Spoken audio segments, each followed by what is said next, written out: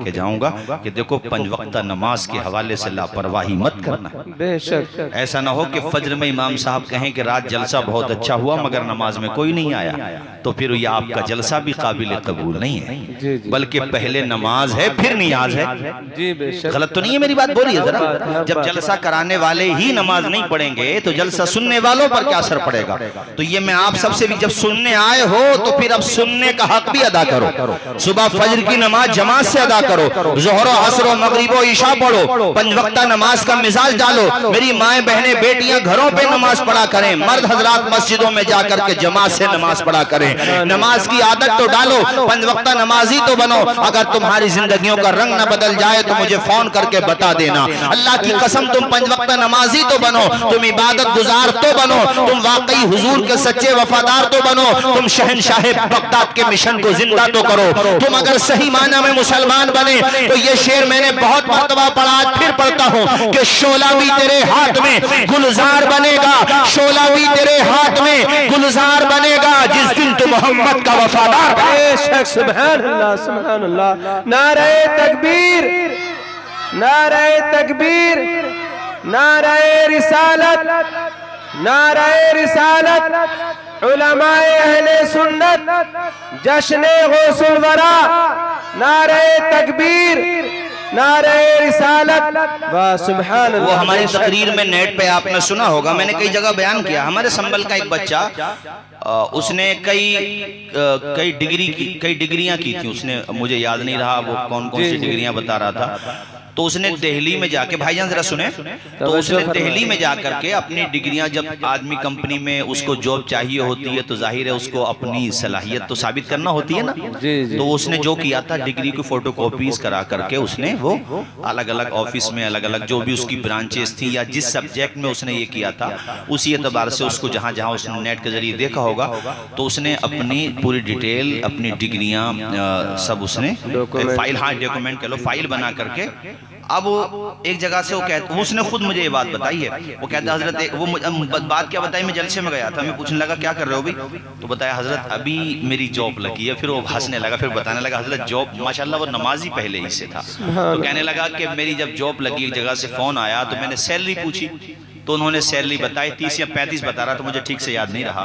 तो मैंने कहा ठीक है, लेकिन जॉब के वक्त में जोहर की नमाज पड़ेगी, चूंकि 10 बजे से शुरू होती है 5 बजे तक, या 9 बजे से 4-5 बजे तक शुरू होती है। तो इस टाइम में जोहर की नमाज तो पढ़ना ही पढ़ना, बाद जैसा इस वक्त सर्दी का मौसम चल रहा तो असर की भी पड़ जाएगी।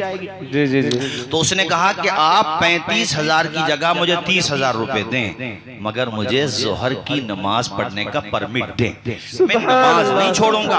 तो वो कंपनी का जो मालिक था उसने कहा नहीं है, हमारे वहां अलाउ नहीं है, आपको हम नमाज की परमिशन नहीं दे सकते, आपको जॉब करना है तो कीजिए, वरना आप अपना डॉक्यूमेंट लेके, अपने कागजात लेके जाइए यहां से। वो कहते हैं हजरत कुछ देर के लिए मैंने ये सोचा कि अल्लाह जब तूने मुझे पैदा किया ही है और फिर तेरे ही करम से मैं पढ़ा भी हूं, मैंने सलाहियत भी है, मेरे पास टैलेंट भी है, ये अल्लाह जब तूने मुझे इस काबिल बनाया है तो रोजी भी तू ही देगा, ये कंपनी का मालिक क्या रोजी देगा जो दूसरों का मोहताज है। कहते हैं हजरत मैंने एक मिनट के लिए नहीं सोचा, नौकरी को ठोकर मार दी और मैंने कहा नौकरी वहीं पर करूंगा जहां नमाज की इजाजत मिलेगी, वरना मैं नौकरी छोड़ दूंगा। कहते हैं मैंने हजरत नौकरी छोड़ दी बगैर किसी टेंशन के। उसके बाद कई दिनों के बाद फोन आया, किसी दूसरी कंपनी में भी कागजात जमा थे ना उसके, दूसरी कंपनी से फोन आया और उन्होंने मुझसे कहा आप आइए मिलिए। मैं ऑफिस गया और जाकर के सारी बात होने लगी। तो कहते हैं हजरत मेरी खुशी में आंसू निकल गए। उस कंपनी के मैनेजर ने कह लो या मालिक था या मैनेजर था, या मुझे ठीक से याद नहीं रहा, कहा कि उसने मुझसे कहा कि हम आपको सैलरी 45,000 रुपए देंगे, या 40 कहा या 45,000 रुपए देंगे,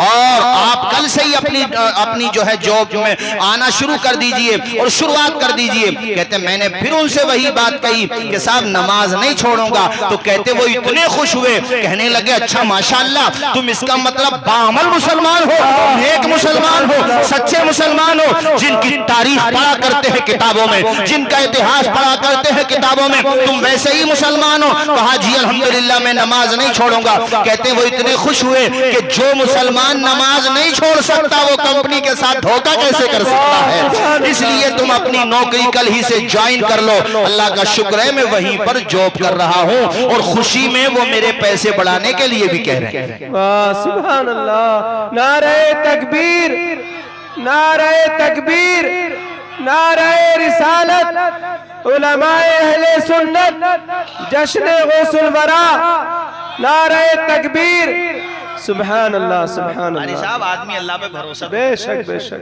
अल्लाह ताला पे तवक्कुल तो करे। वमन यतवक्कल अल्लाह फहुवा हस्बु, अल्लाह कहता है बंदे मुझ पे भरोसा कर, मैं तुझे किसी का मोहताज नहीं बनाऊंगा। बेशक बेशक, तू सिर्फ मेरा मोहताज है तो फिर मेरा ही मोहताज बन के रहे।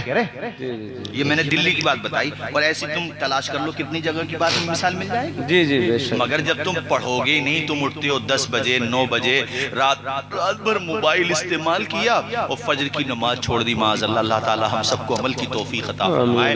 देखो नमाजें मत छोड़ा करो, खवातीन इस्लाम से भी कहता हूँ आप भी नमाज मत छोड़ा करो। माएँ नमाज पढ़ती हैं तो माओं की नकल करते हुए उनकी छोटी छोटी बच्चियां भी नमाज पढ़ने लगती हैं। आप हजरात नमाज की पाबंदी करें, 5 वक्ता नमाजी बने, नमाज के मामले में लापरवाही न बरतें। एक वक्त की नमाज छोड़ना भी गुनाह कबीरा है, बड़ा गुनाह है। नमाज के मामले में बिल्कुल भी लापरवाही न हो।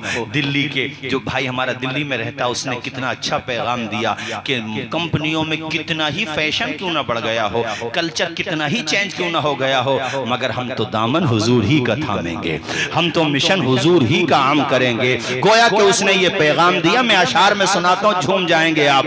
बुलबुल से बहरहाल नशे मन न छुटेगा, बरक़े तपा के खौफ से गुलशन न छुटेगा। माहाल गर्चे अपने मवाफिक नहीं है, पर या रसूल अल्लाह आपका दामन न छुटेगा। बेशक बेशक, सुभान अल्लाह, बेशक। क्या बात है साहब, भाई माशाअल्लाह, आप क्या बात है साहब, अच्छा सुन रहे हैं।